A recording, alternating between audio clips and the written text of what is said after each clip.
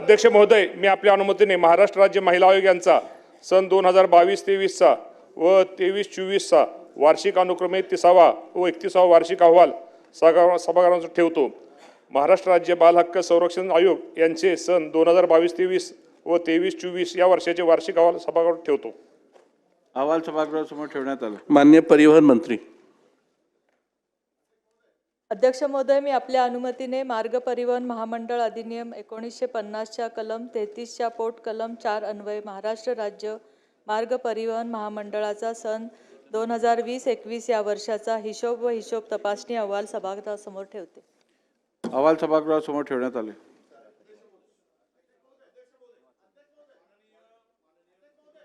महोदय, आपण निर्णय फार चांगला घेतला होता ज्यावेळेस या विदर्भातील म्हणजे बांगलादेशने नागपुरी संत्र्यावर आयात शुल्क जे आयात शुल्क जास्त आकाराने निर्यात मंदावली होती त्यावेळेस आपण 50% त्यांना सबसिडी देण्याचा निर्णय घेतला होता आणि 2023 मध्ये आपणच घेतलेला तत्काळ तो निर्णय आहे अध्यक्ष महोदय, आपण उपमुख्यमंत्री आणि या सबसिडी जाहीर करताना 169 कोटी रुपये आपण मंजूर केले।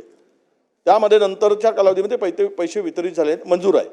आता ते पैसे वितरित होत आहेत परंतु त्या निर्यातदारांनी यामध्ये हालचाली सुरू केल्या आहेत की हे पैसे आम्हाला मिळावेत।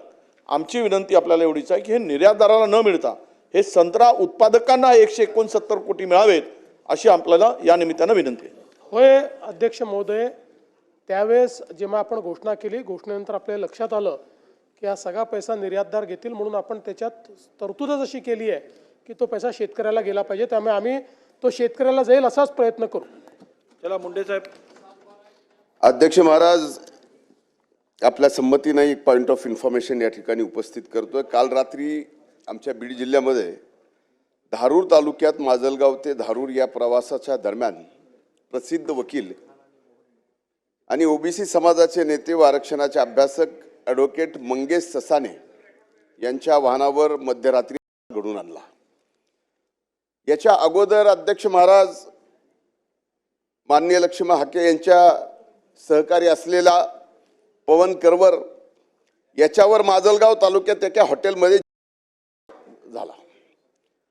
अनेकांनी झुंड करून त्याच्या हात आजही तो व्यवस्थित रित्या चालू शकत नाही।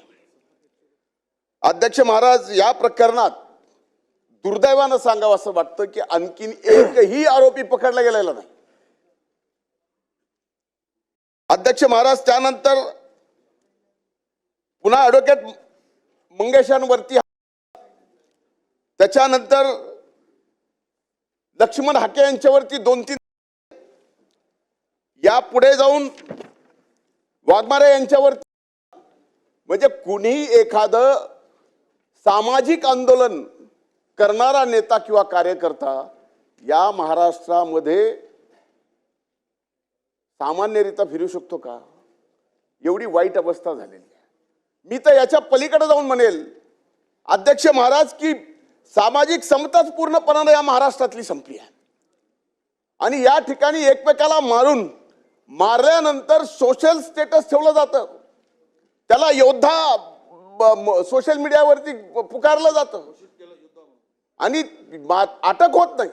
हे दुर्दैव आहे। एका भावाला जर शिक्षा झाली दुसऱ्या भावाला व्हायला पाहिजे, सारखा गुन्हा असेल तर। म्हणून याबाबत अध्यक्ष महाराज आपल्या संमतीनं पॉइंट ऑफ इन्फॉर्मेशन या ठिकाणी मांडतोय। आदरणीय मुख्यमंत्री साहेब इथं आहेत, मी विनंती करतो की आपण यामध्ये ठीक आहे। नेक्स्ट। अध्यक्ष महोदय, यावर कडक कारवाई केली जाईल। नारायण कुचे।